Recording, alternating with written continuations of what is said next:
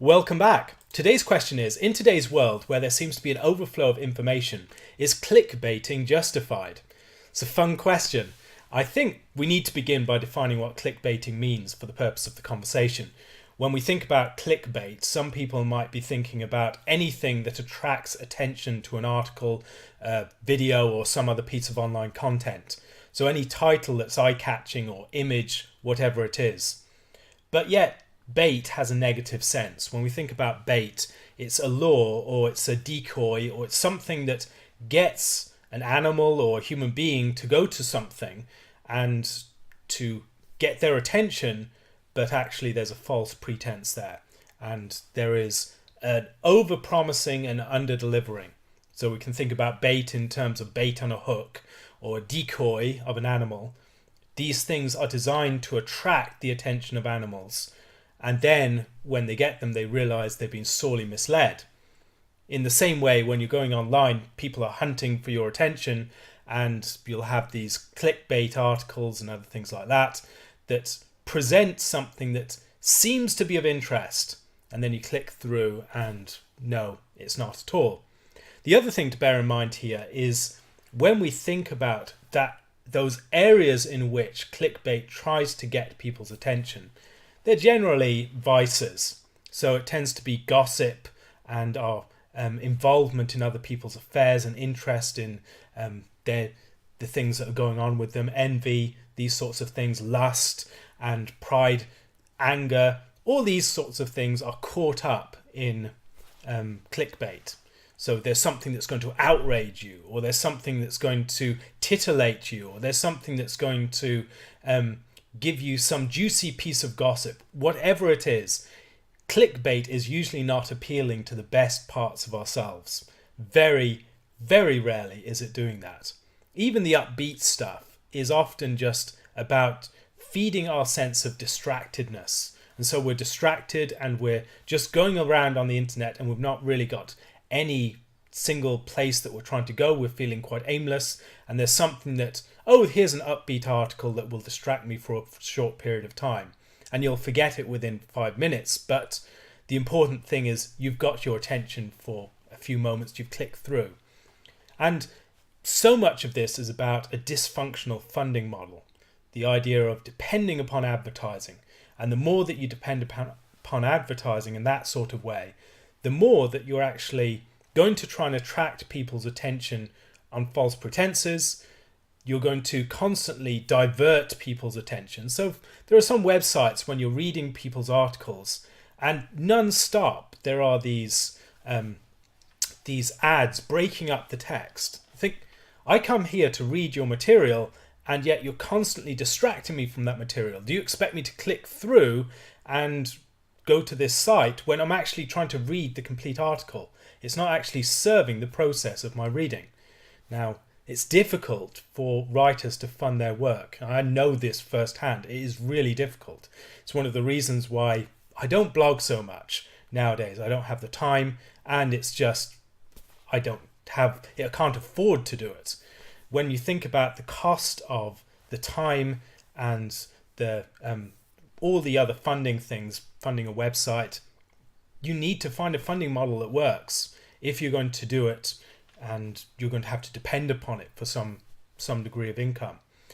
So it's a problem, and many people have had to rely upon an ad-based model, and that ad-based model does come with a series of downsides. It attracts a certain sort of, it develops a certain sort of attitude where you're trying to attract as much traffic as possible. But yet, that traffic is not necessarily going to stay around, nor is it going to be the sort of traffic that is going to be engaged. Often what you attract with clickbait is distracted people who aren't really going to pay attention to what you're writing. And so it's not really serving your work. And often what you'll have is the more that you're designed to attract attention in that way, you will write articles and you'll produce videos that are themselves clickbait. So it's not just the title, it's everything about what you're producing is just designed to produce clicks. So you may even deliver on what you promise in the title, but that delivering is not really something that's of any edifying purpose. And you're not doing it because you think this is worthwhile or good, or that people really deserve this material. You're doing it because you want to get clicks and you need the money.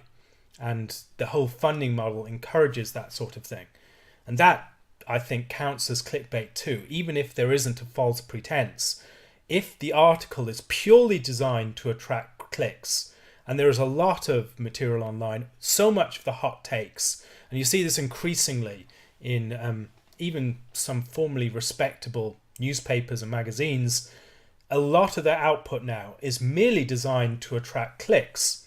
And there's very little content, there's very little solid journalism, and the result of it is whipping up some of our basest emotions. So people get angry about political issues, people get worked up, and they get titillated by gossip or some rumours that are spreading around some celebrity figures, or their lust is attracted to a particular set of images. Whatever it is, it's usually not doing us any good whatsoever. So I think that whole clickbait economy is a mess, and it's bound up with a funding system that's based upon advertising. It's very, very hard to extricate yourself from that.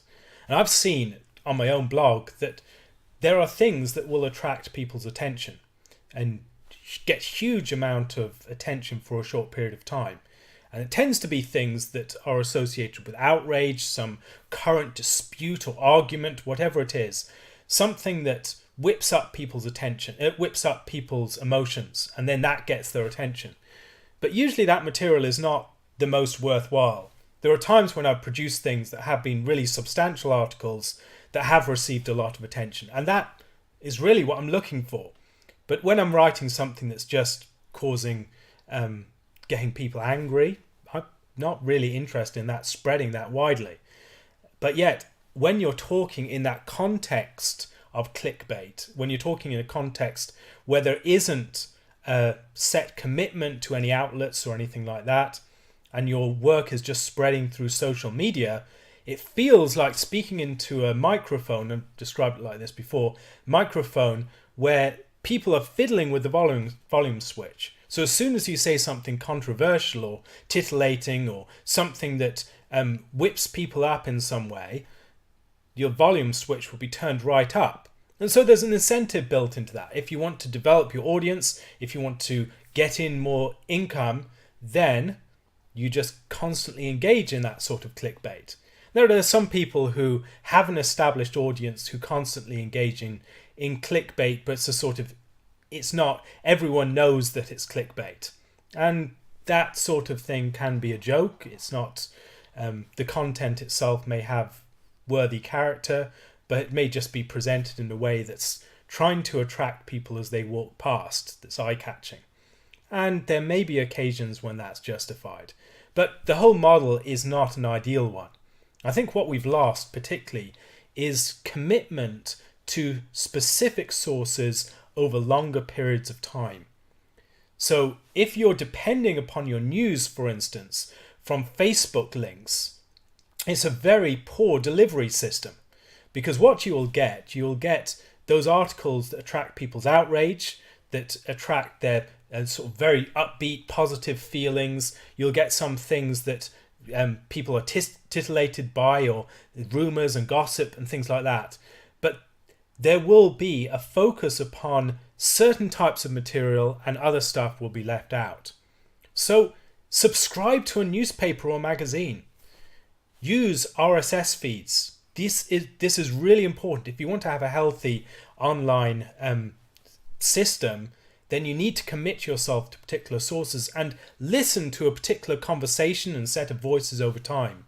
Don't just focus upon drawing from your social network. Now that can be helpful, but if that's all that you're doing, you have a very poor delivery system, and you'll end up focusing upon particular types of material and other things won't cross your path. So what I've found very helpful is people who follow me on a regular basis, who listen to the stuff of mine that's not really controversial, that's not really eye-catching, but is the stuff that I'm really invested in. I love doing biblical theological work, but I find that whenever I do that work, I can have fewer visitors and hits by an order of magnitude at least. and sometimes by 2 orders of magnitude. There are some pieces that I've written that have received over 100,000 hits, but then there are other pieces I write, they've barely even received 100. And the difference is that the pieces that receive a lot of attention are the things that whip up certain emotions, that play to big debates, things like that. The material that I'm most invested in tends to be at the middle of the range. It's not really something that's attracting a lot of attention. It attracts a core group. And really, those are the people I produce material for. I'm not really that invested in just getting random people's attention. Because when I get those random people's attention, I can't really do much with it in most situations. Most of them aren't going to be interested in some biblical, theological stuff, and I'd just be wasting their time. They can spend their time better elsewhere. And unless there's someone who has a background in this sort of material, much of it will go over their head, perhaps. So I'm not really interested in attracting a broad group of people's attention. What I want, more than anything else, is a small group of committed people who are engaged over a longer period of time. That is a really quality audience. And it's hard to maintain that sort of audience or that sort of model when it just does not work with funding and other things like that. So the bigger newspapers and journals and websites will often tend to veer in the direction of a clickbait model, and they'll try and resist to some extent, but it does have that constant leaning in that direction unless you find a better funding model. I find that for myself, I have to commit myself to making this possible for other people. So the material that I value, I invest in. So I spend probably about £200 a year at least on subscribing to certain things online and making sure that I get good material.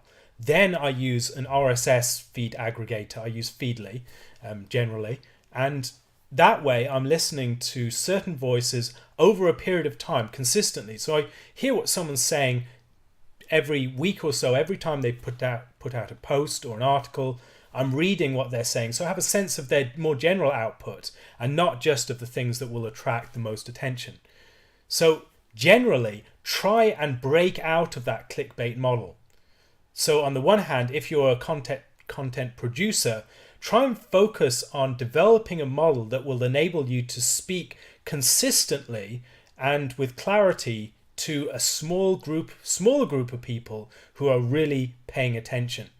Because otherwise you're just attracting people whose attention is of little value because they've not got much attention. They're in a state of distraction. And that's when clickbait is most appealing to us. Whereas if you're looking for someone who really is going to engage with your material, find people who give their attention and who invest in material. And I think all of us need to do this to make this work. And this is how a healthy internet will develop, when we're actually invested in good material. And that involves also publicizing people's material by word of mouth. And that's not just the same thing as clicking on sharing material and links and things like that, but recommend it in a very specific way to specific people. I've done that with a lot of different people's material, and I've had a lot of people do this for me. And that's how I've come across the best resources that I'm using at the moment, because there is some really good stuff out there, but you generally have to dig a bit deeper, because the best material does not tend to get produced in a clickbait model. It tends to get produced in these smaller, more obscure corners of the web where people are committed to a different model. And if you want to make that work, you will generally have to depend more upon word of mouth than people who are using clickbait. And word of mouth is not just the same thing as viral things moving virally through the internet. It's not just the general audience that you want. You want specific people. And when that works well, I think we get a far better internet as a result of it. You're not wasting your time, and you're not dealing with this overflow of information. You've got key resources and key people that you're listening to. So I find follow a number of key people on YouTube, follow a number of podcasts, subscribe to at least one newspaper and pay for it. It's important that you make it possible for good journalism to be produced. fund some people who are producing good material. It's important to make all of these things possible. And I've had a lot of people make this possible for me. And it's a struggle, but it really makes a difference. And so I think I want to make it possible for other people. Think about how you're using your time. If you're spending your time in the context where clickbaiting is the way that things work, you're probably not getting the best content. You're probably wasting time with material that's just designed to get your click in order to increase advertising revenue. But if you really want the best quality material, you might need to dig a bit deeper, pay attention to people who have their ear to the ground, who are well connected and who are listening out for the best material, and get some tips from them. If we want to make the internet a better place, we really need to find a model that works. And I don't think there's a more general model. I think we are stuck with the advertising model for now. But this is one of the things that allows us to form smaller, more obscure communities where we won't necessarily have to suffer from the downsides of everything being spread everywhere. And I've enjoyed actually returning to a more obscure community on YouTube and elsewhere where my material is slightly less accessible. So I've not really got much clickbait. I've not really got things to attract people's attention. But people who know what I produce may be interested and they'll spend time with it. But other people, they're just going to ignore it. And often you do not want their attention because it will just come with outrage. And you'll end up spending your time putting out fires rather than actually dealing with concrete, solid information. So try and make that sort of situation possible. Give your time to things that really are of the best quality. RSS feeds have been wonderful for me. An RSS feed aggregator is something like Feedly, where you can subscribe to a particular blog and every single one of its posts you see. Now there's a difference between that and receiving material on Facebook or Twitter, because when you have an RSS feed aggregator, you're reading it by yourself. And so I'll go through my Feedly account on my mobile phone when I'm waiting in line in the store or something like that.